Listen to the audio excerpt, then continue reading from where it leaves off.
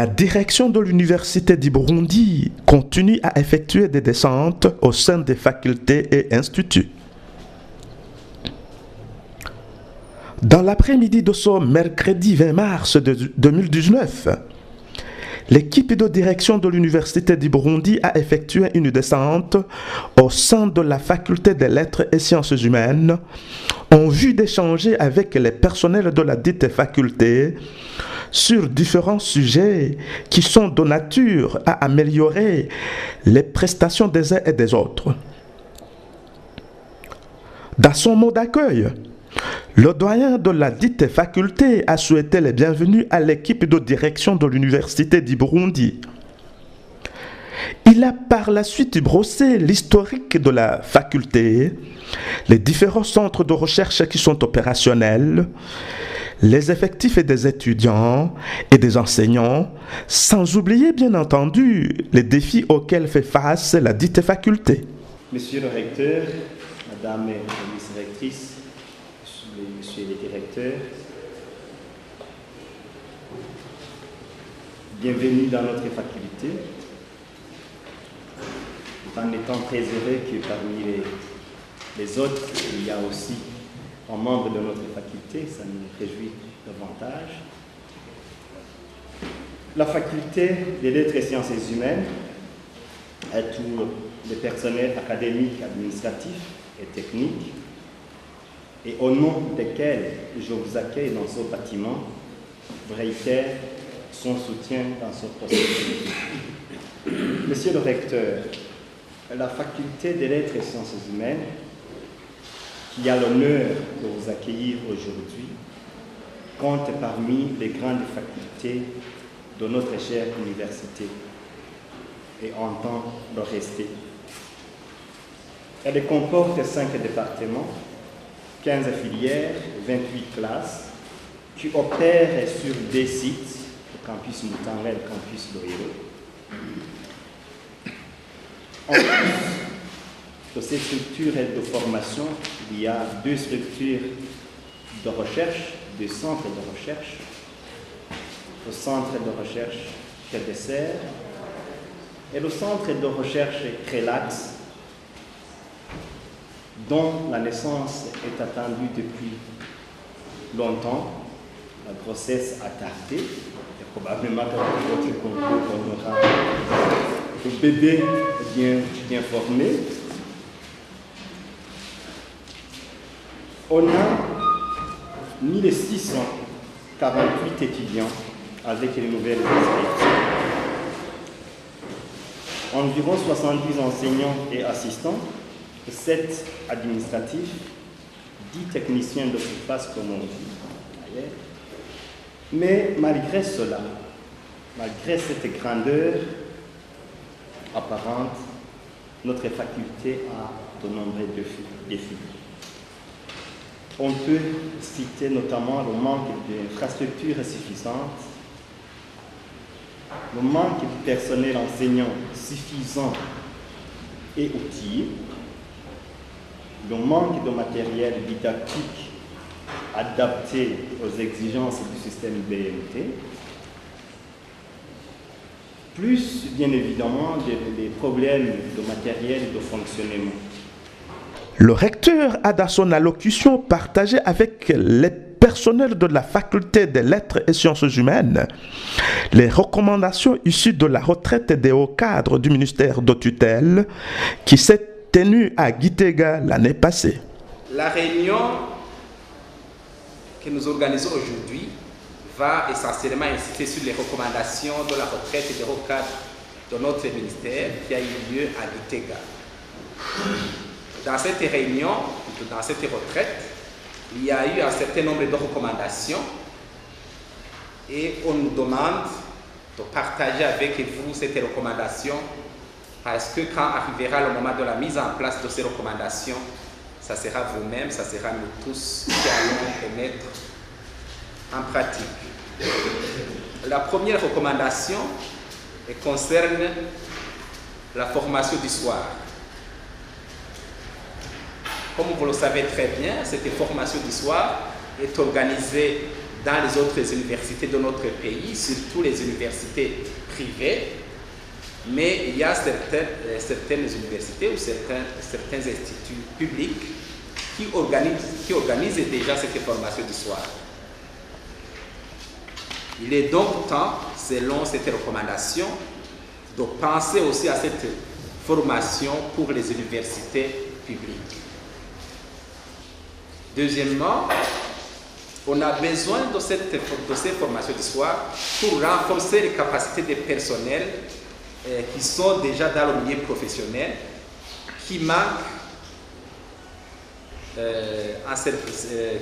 quelques compétences pour exercer correctement leur travail. C'est la raison pour laquelle cette recommandation de notre ministère préconise que la formation du soir soit une formation modulaire qui ne doit pas nécessairement déboucher à un diplôme, mais qui peut permettre à l'étudiant qui a suivi cette formation d'avoir un certificat s'il a suivi tel module, et s'il a suivi un certain nombre de modules pouvant conduire à un diplôme, il peut avoir un diplôme. Mais on ne doit pas nécessairement viser le diplôme. Mais si l'étudiant a suivi un certain nombre de modules, il peut avoir un diplôme. Le deuxième point concerne les contrats de performance. Ce n'est pas la première fois qu'on parle de ce sujet. On a suivi une séance de présentation lors du conseil rectoral élargi au chef de département, responsable des masters et responsable des centres de recherche. Même si on a été obligé d'interrompre cette formation parce que le temps nous faisait défaut, mais on doit continuer cette formation pour commencer à mettre en place ce système de gestion administrative en utilisant les contrats de performance. C'est un système qui a été déjà appliqué dans certains ministères, mais dans notre ministère, ça n'a pas encore commencé. Et pendant cette retraite des hauts cadres de notre ministère, on a recommandé que ce système soit déclenché aussi, surtout dans les universités, pour voir si réellement on peut être plus efficace et plus efficiente dans tout ce que nous faisons. Le troisième point qu'on a analysé lors de la retraite, ça concerne l'harmonisation des formations universitaires avec les formations que l'on donne au fondamental et au post-fondamental. C'est vrai qu'on est entré dans le nouveau système BMD avec l'année académique 2011-2012. Donc ça fait légèrement moins de 10 ans. Mais à l'école primaire et au secondaire, comme on l'appelait dans le temps, on a introduit le fondamental et le post-fondamental et ils ont revu les programmes. Les programmes que nous dispensons maintenant, les enseignements que nous dispensons maintenant ont été élaborés quand on parlait encore de l'école primaire et de l'école secondaire. Maintenant, les cours qui sont suivis au secondaire, entre guillemets, pour ne pas dire post-fondamental, ne sont pas les mêmes que ceux qui étaient suivis avant. Les contenus ont été ajustés. Et bientôt, la première promotion va nous être envoyée. Alors, est-ce que les programmes que nous avons maintenant,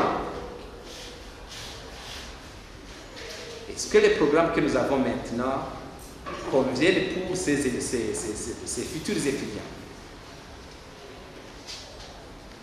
Si le programme du poste fondamental a été bien renforcé, est-ce que les programmes que nous avons maintenant ne risquent pas d'être trop légers pour ces étudiants? Et si maintenant les formations au poste fondamental ont été diluées entre guillemets, est-ce que les programmes que nous avons maintenant ne risquent pas de ne pas convenir pour ces futurs étudiants? Donc, ça c'est une question qui nous est lancée. Nous devons y réfléchir et anticiper. Sinon, quand on va accueillir ces futurs étudiants, on risque d'avoir des problèmes si on ne se prépare pas à temps. Des conseils allant dans le sens de l'amélioration des prestations quotidiennes des activités des personnels de la faculté ont été donnés et les plus importants concernaient la semestrialisation, l'encadrement des stagiaires, pour ne citer que cela. On a toujours parlé de la semestrialisation, mais la semestrialisation n'a jamais été effective parce qu'on observe et on a observé à chaque semaine un horaire hebdomadaire. On a discuté longtemps en conseil rectoral avec les doyens de cette question et on a finalement décidé d'en finir avec les horaires hebdomadaires. Je pense que c'est le cas aussi à la faculté des lettres. Je pense qu'il n'y a plus d'horaire hebdomadaire, mais plutôt d'utiliser ou de suivre un horaire semestriel. Cela est surtout très important pour le doyen, qui chaque semaine doit appeler les enseignants pour leur demander quand ils seront disponibles pour dispenser leurs cours. Et si vous avez terminé d'élaborer l'horaire semestriel, c'est à l'enseignant de se conformer à l'horaire, parce que nous sommes des temps pleins, vous savez très bien. Mais ce n'est pas au doyen de se conformer à l'horaire de l'enseignant. Ce n'est pas au chef de département de se conformer à l'horaire de l'enseignant. Cette semestrialisation, je dirais, effective est aussi importante pour les enseignants parce qu'ils vont savoir quand réellement ils vont donner cours et quand ils vont être libres pour faire autre chose, pour faire la recherche, pour aller dispenser des cours dans les universités privées et autre chose. Mais en tout cas, si vous ne savez pas que telle semaine vous avez cours, vous avez du mal à programmer vos activités. Raison pour laquelle la semestrialisation est importante pour tout le monde, mais aussi et surtout pour la direction de l'université, parce que ça va permettre de mieux gérer les ressources humaines disponibles. Il a été aussi question de parler de l'évaluation des établissements d'enseignement supérieur public qui a eu lieu dernièrement à l'Université du Burundi. Il y avait un certain nombre de points qui faisaient objet d'évaluation. Nous espérons que ici à la faculté des lettres, l'évaluation sera positive. Espérons que toutes les informations que les évaluateurs ont demandées ont été fournies. Mais j'ai constaté que à la faculté des sciences, qu'on a commencé à demander nos publications pendant l'évaluation. On a commencé à demander nos publications pendant l'évaluation parce que les évaluateurs l'exigeaient. Et chaque enseignant cherchait à gauche à droite ces publications pour les donner aux doyens. Vous comprenez que cette évaluation, quelle qu'elle sera, ça sera un clin d'œil. Ça sera vraiment un clin d'œil pour nous préparer, pas à l'évaluation, mais pour nous préparer à mieux faire. Il y a quand même des informations dont nous avons toujours besoin pour pouvoir nous-mêmes nous évaluer. Si nous devons savoir que notre université a fait un pas en avant en termes de recherche, on doit connaître année par année le nombre de publications de tous les enseignants de notre université. Mais malheureusement, cela, ça ne suffit pas. C'est la raison pour laquelle nous avons pris la décision maintenant d'exiger que pour toute demande d'avancement de grade, on doit voir ces publications sur le site de l'université. Ce n'est pas difficile, vous savez très bien. On doit voir ces publications sur le site de l'université.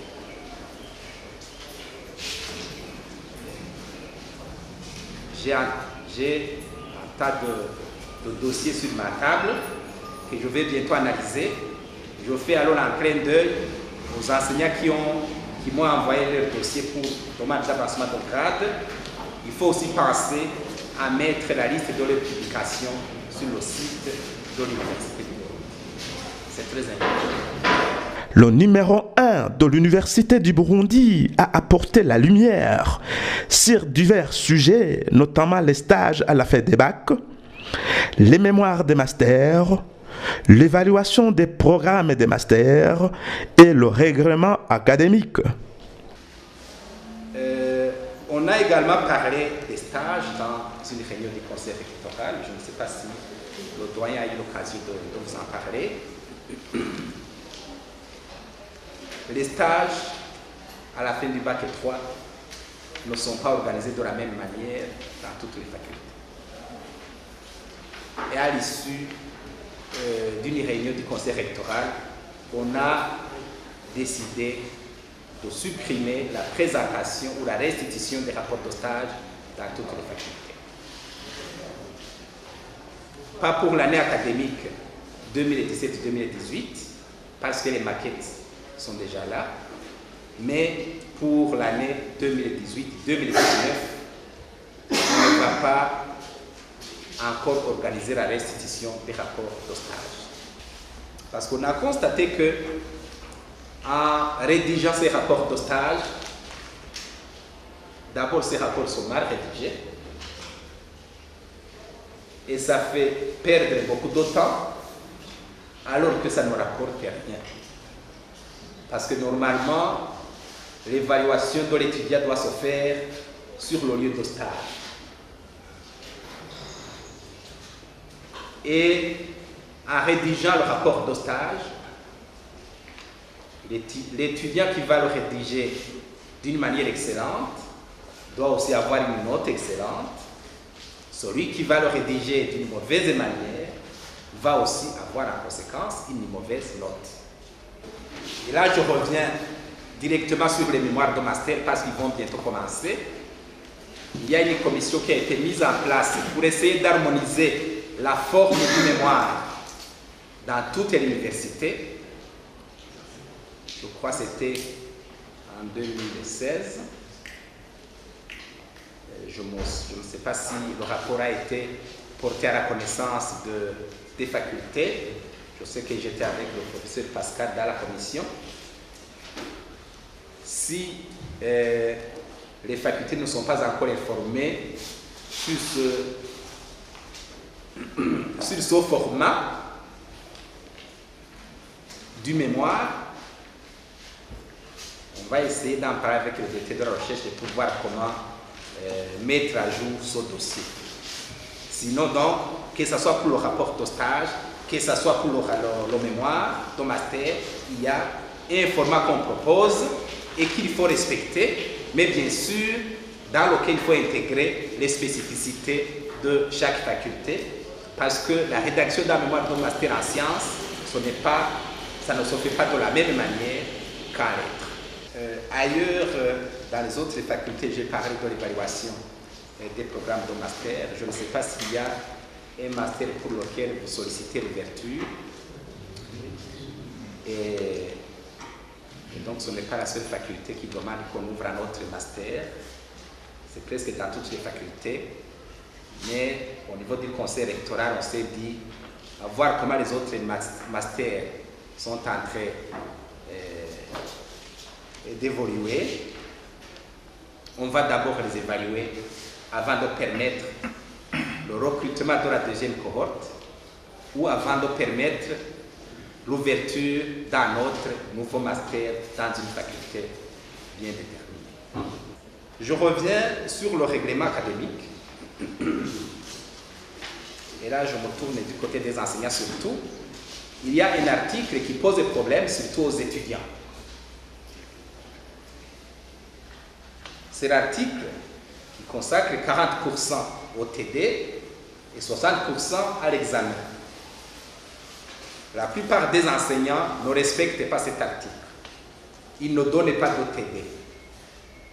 Et les étudiants crient toujours que l'échec est lié au non-respect de cet article. J'ai toujours expliqué aux représentants des étudiants que pour cette année académique, il s'est fait qu'on a été obligé même de suspendre les délibérations parce qu'il n'y avait pas de règlement académique ou parce que le règlement académique était plus ou moins contesté. On a suspendu les délibérations pour retravailler le règlement académique, pour le rendre, je dirais, plus consensuel. Et jusqu'à maintenant, c'est un règlement qui est accepté par toutes les parties. Essayons donc de le mettre en œuvre chacun à ce qui le concerne, surtout en respectant cet article qui parle de 60-40. Le recteur a répondu aussi à une question qui lui est toujours posée lors de ses descentes dans les facultés et instituts concernant l'article 69 du règlement académique qui parle des sous-settes. Les étudiants ont proposé que cet article soit supprimé car étant la cause principale de leurs échecs. Là, le recteur a été on ne peut plus catégorique en soulignant que le dit article doit rester. Je m'adresse aux étudiants qui disent qu'ils échouent à cause de cet article et qui demandent que cet article soit supprimé. Là, je dois vous dire qu'on est ferme, cet article doit rester. Dans les interventions que vous allez faire, il ne faudra donc pas revenir sur cet article, on s'est convenu. Si vous êtes à l'Université du Burundi, cet article doit rester. Si vous voulez qu'on change cet article, allez dans une autre université. Là, on est clair. Le recteur s'est exprimé aussi sur un comportement inhabituel qui s'observe au sein de la bibliothèque centrale de l'Université du Burundi, où personne n'est autorisé à y retirer un livre. Pour le moment, et les enseignants et les étudiants ne sont pas autorisés à retirer un livre de la bibliothèque. Cela n'est pas vraiment normal dans une université. Mais évidemment, la décision qui a été prise, au départ, peut-être qu'il va y avoir une mauvaise décision. Mais par après, on a constaté que la décision d'interdire le retrait des livres de la bibliothèque était une bonne décision parce que la situation était alarmante. On a fait l'inventaire des livres qui n'ont pas été remis à la bibliothèque. On a évalué le coût. On a trouvé que c'est plus d'un demi-milliard. Des livres que certaines personnes, en majorité enseignants, ont retiré de la bibliothèque, mais qui n'ont pas remis. On a élaboré la liste de ceux qui n'ont pas remis ces livres. La liste a été communiquée aux doyens, ça fait plusieurs mois. On a communiqué en conseil rectoral que chaque personne qui n'a pas remis le livre doit le payer. Je ne sais pas si la liste des montants que chaque personne doit payer est déjà affichée. J'ai fait de la recherche, est-ce qu'elle est déjà affichée?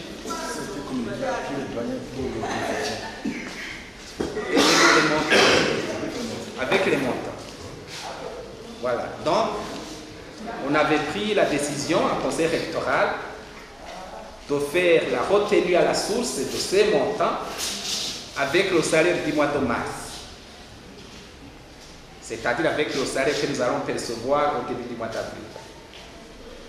Mais je pense que ça n'a pas été possible parce que la liste n'a pas été disponible à temps.